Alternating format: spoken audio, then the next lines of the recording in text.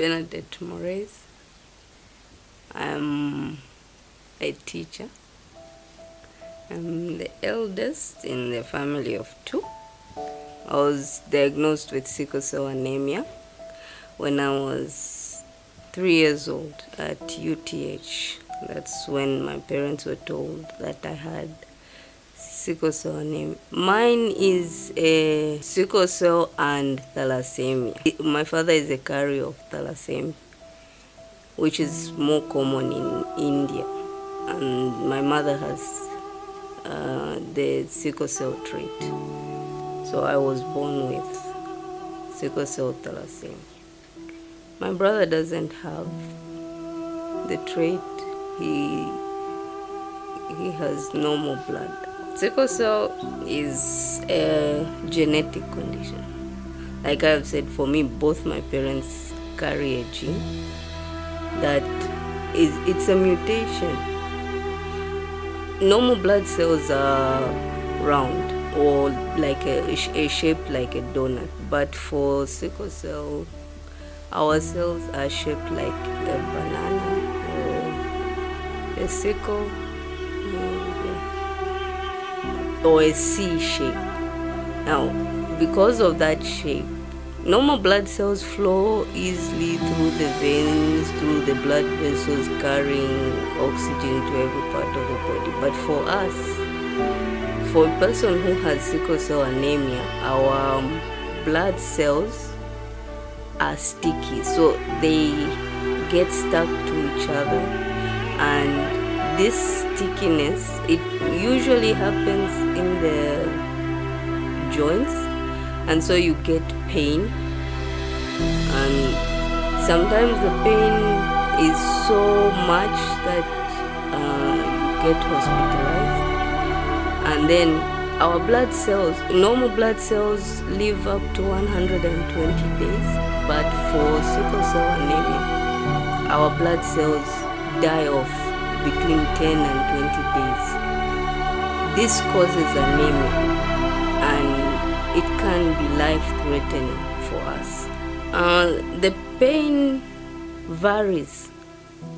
Not everyone has the same type of pain, and not everyone has the same complications in sickle cell. So like, for instance, I have a vascular necrosis. The sickle cell affected my bones such that my hip joints disintegrated, and I had to have hip replacement. So I have artificial hips, which my my brother and I call bionic hips. And for others, it affects the spleen, it affects the gallbladder, it affects different organs in our bodies. And for some, it is life-threatening. And for others, like for me, I was lucky to have had the hip replacement, because if I hadn't had it, my bones were actually at a point of breaking, such that I would have been confined to a wheelchair. It's not a condition I would wish on anyone, even on my worst enemy. It's a very painful condition. It's unpredictable. For instance, yesterday I met you, I was fine. Within a few minutes, I fell sick, and I had to come back home. It can happen anytime. Sometimes the crisis is so bad that you end up in hospital. You have to be given blood transfusions. You're put on antibiotics and different medications, painkillers. The pain is the worst part. It's the part that I don't like. For me, even after the hip replacement, yes, I don't have any pain as such in my legs, but other parts of the body still have pain. Sometimes I wake up in pain. In the middle of the night, I'll wake up in pain. So our pain is unpredictable. You can't time it. as you grow older, yes, you get to know that, okay, this can cause what people would say a flare-up, that is, you suddenly fall sick. For instance, extreme temperatures, when it's very cold or it's very hot. So, like for most of us who have sickle cell anemia, we try to keep hydrated, because if we are hydrated, then our cells can flow easily, carrying the much needed oxygen to different parts of our body. But if you are dehydrated, that also causes pain. It can lead to a crisis. There are myths around it. People have, like for me, growing up, I was told I wouldn't go beyond a certain age. I was told I would die by the age of 16, but I'm now way beyond that.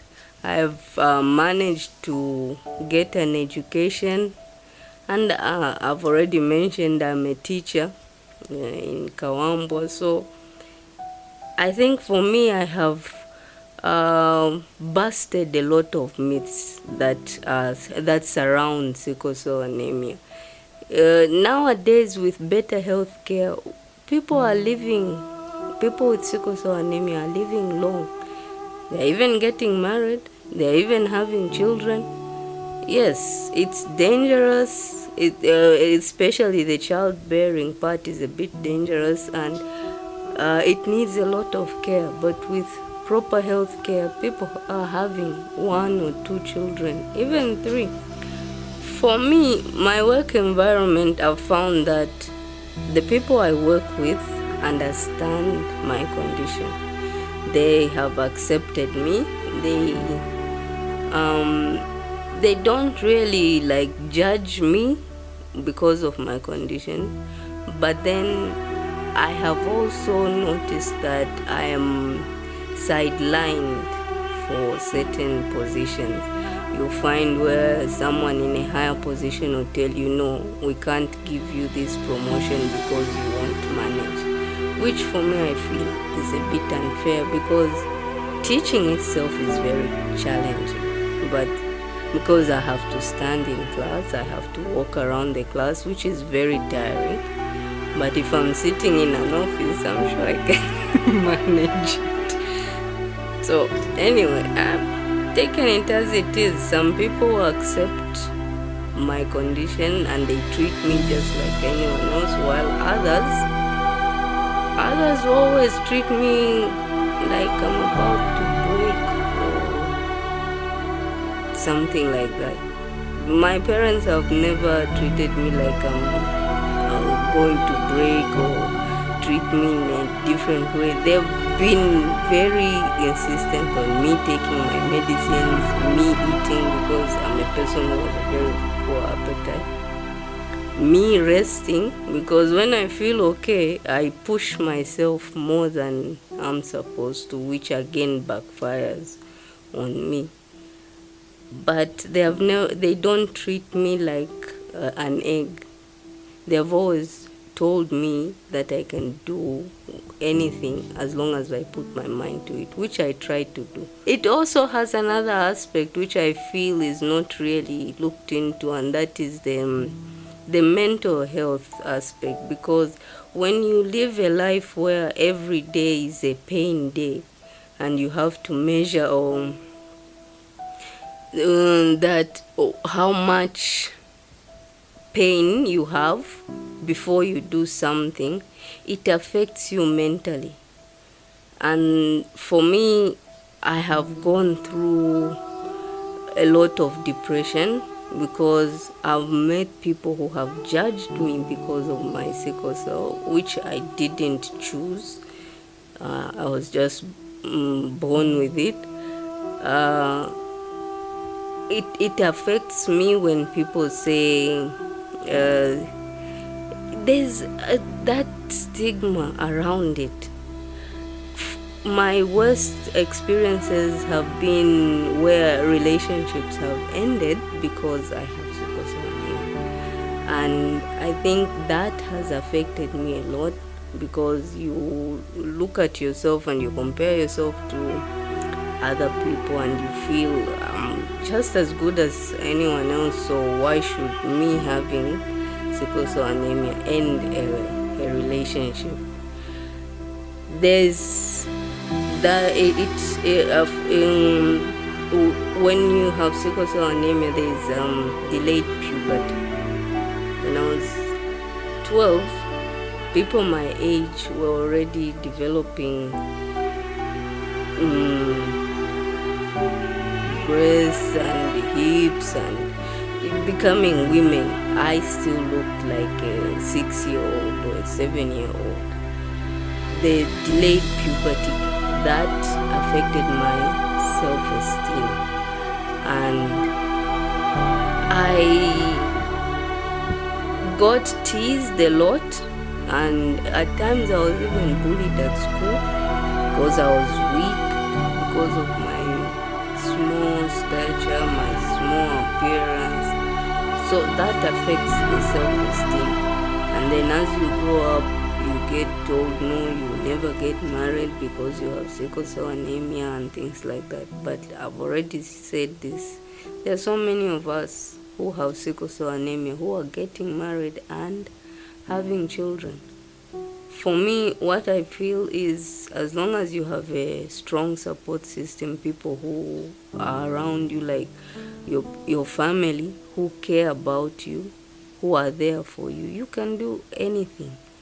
I have friends who have sickle cell anemia, but they are becoming doctors. One is studying computer science. Another one is running her own small business. So we are just like anyone else, but you find that society still has that negative perspective towards people who have sickle cell anemia. And I think the only way we can change this is by creating awareness around it. So for me, I started writing. A friend of mine started a page for me on Facebook where I write about sickle cell anemia. And in the last month, June, I was posting people with sickle cell anemia who have outgrown that stage. They always give us, there's always, you will die at 10. You go beyond 10, they say, no, you will die at 16. Go beyond that. I have friends who are way beyond in their 30s. One of my closest friends is 35. Another one is 28. So we do grow older. Unfortunately, yesterday I learned of one of the oldest ones with sickle cell anemia that I knew. I met him in 2015, but he passed away. He was in his 50s. So we do grow older. It's not about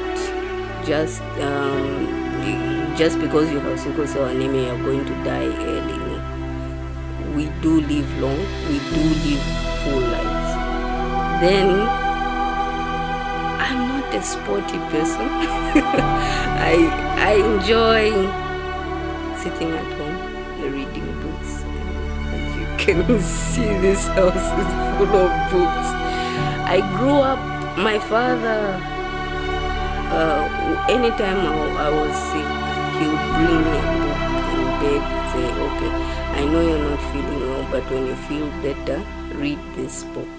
So for me, reading books, I lost myself in the books, and now I find that I enjoy reading, and I would one day love to write a book, maybe about myself, or maybe about experiences of people with sickle cell anemia.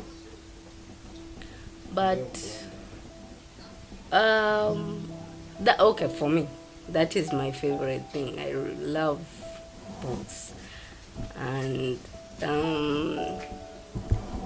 I think for me, I really want society to look at us as human first, then sickle cell later, because I was born a human, and then yes, the sickle cell is there, but it doesn't stop, it doesn't change my humanity, it doesn't change who I am. I feel society should accept us just as we accept, we should learn to accept each other instead of judging each other because I was born with sickle cell anemia, so this and that. It's just another condition. For me, I feel it's just another condition, and I have learned to live with it. I have accepted that this is how I am. I know my limitations. I know I can't do as much as an able-bodied person who doesn't have sickle cell anemia, but I can do a lot too in my own way.